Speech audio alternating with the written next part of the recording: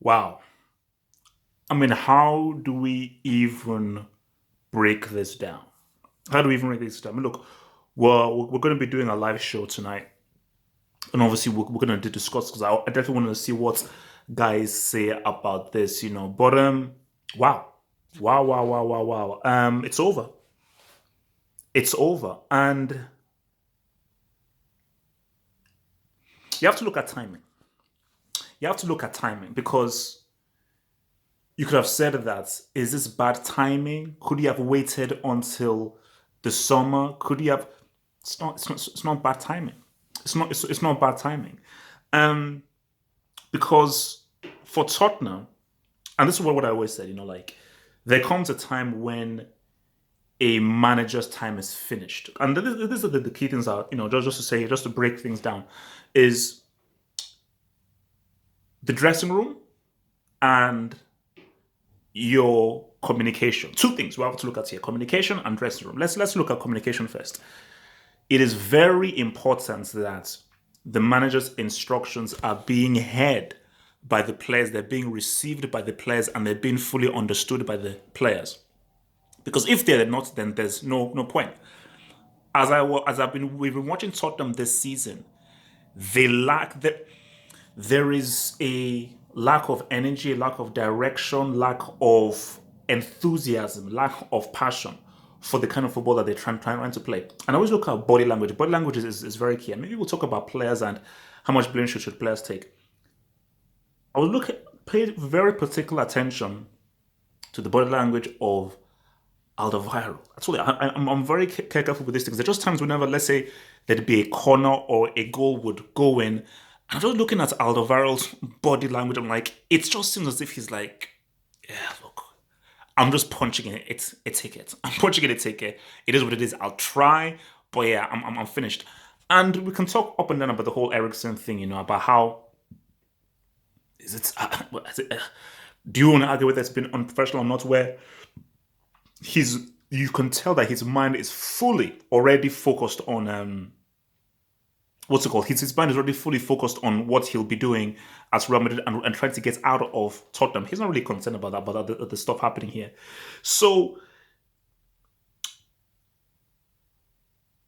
there's that communication. So once you lose the communication and your tactics are not really being fully adhered to by the players, then it's going to be very, very difficult for you to do your job. And when I'm just looking at Tottenham right now, the way that they're struggling to beat teams that they should really be easily beating, the way in which they're just pretty much going through the motions, I'm like, and also Pochettino.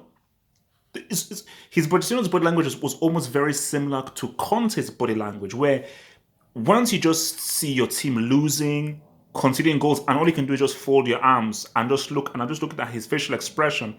I think Pochettino knew that those instructions that I knew would be adhered to, that would be listened to, that would be effective. Those instructions I could give mid game that I know could turn this game around in my favor. It's gone, and he knew it was gone, and you could see in his face that he knew it was gone.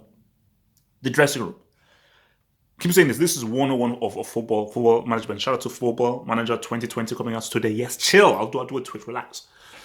Once you lose in dressing room, once you lose the dressing room, it's over. It's finished. That's it. You can never regain the dressing room. That's the key thing I need to teach you kids. Once you lose the dressing room as a manager, it's over. You can't win it back. Pochettino lost the dressing room. The players no longer believed in him. The players finally said, you know what?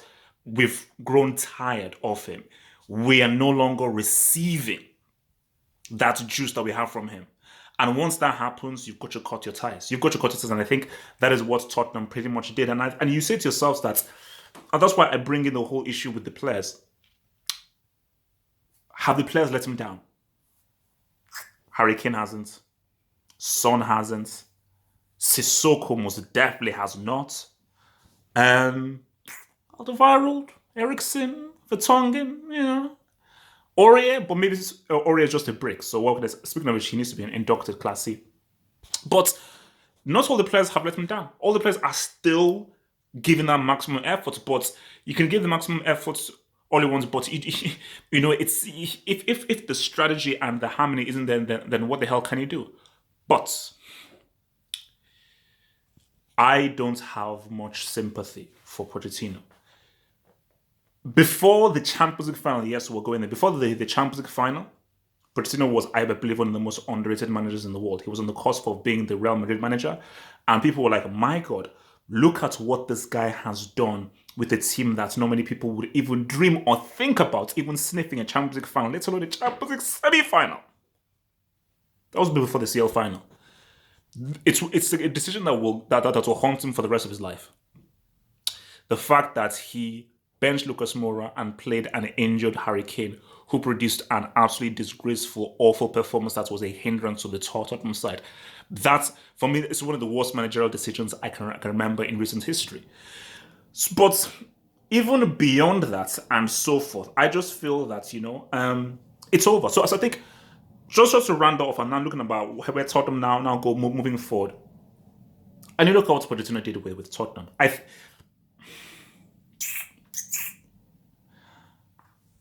Success. It's keyword. Was it a success? Maybe. But if you're a sports fan and you always want to reach the benchmark, if you're a sports fan and you have a striker who is consistently at the top of the scoring charts, if you're a sports fan and you have one of the best players in his position in a Sunrise in the East, if you're a sports fan and they have, well, when they want to play, two of the most formidable defenders in the Premier League and in Europe in Vertonghen and your boy Alderweireld, you want at least a trophy. So for Pochettino, for all these years, you did well.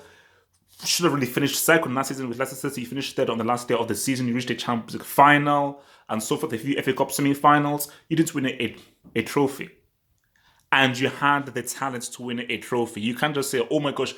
You can't keep using excuses. You overreached. You overperformed. No, you had the team to win a trophy, and you get it. So he did well. It was good, but ultimately it was a lack of a success. And I'll tell you this right now.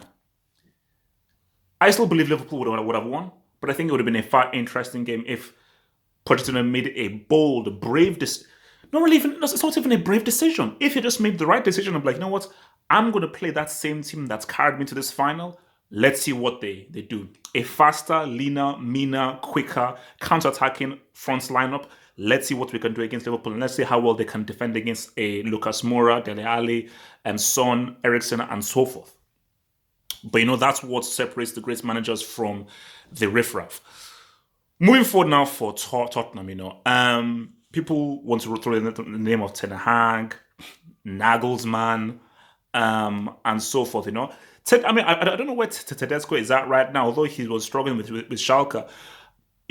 I think that for Tottenham, this is where they have to go in a very different direction. And I think it is very important that once you've had so many years of a manager with a particular philosophy, you have to go the opposite direction and have a totally different philosophy. And I think that is what is helpful for them. There is great talent in this team. There is great talent in this team. And I think what Tottenham would want is, somebody that comes in that actually appreciates a Lucas Moura. Someone that comes in and can actually get Tottenham playing some attacking football. But I think what this team needs is someone to lift their spirit, someone with a completely different voice, an exciting voice, an energetic voice, and somebody that can make them play a totally different brand of football from Pochettino that encourages tactical switches, offensiveness, and something that is bringing creative ideas. That's what they need. They need ideas, and I think what Tottenham have been suffering for is a lack of ideas. But I do feel that it was the right decision. This is the best time to make the decision because there is still a few days. This should have really, maybe the meetings where we're coming through and everything, this should have been made at the moment of the international break. Pretty much like either a day or after their draw, it should have been made. It should have been made. So, but I think it was the right decision because, you have to assess that, is this team moving forward or are they standing still? That's the key thing. Are we moving forward or are we standing still? I think that the key thing and the reality of the matter was that the team was standing still. They were not really moving forward. And what you saw was this team would continue to slide.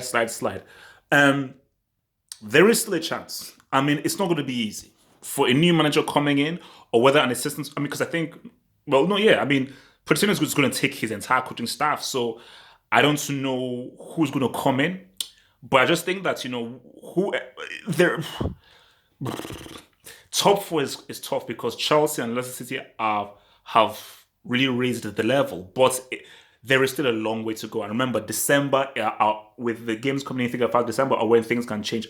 There is still a good. I won't say a great. There's still a good chance for Tottenham to make top four, but I think even if they don't make top four, this is about building now because this is a huge loss. This is a huge loss.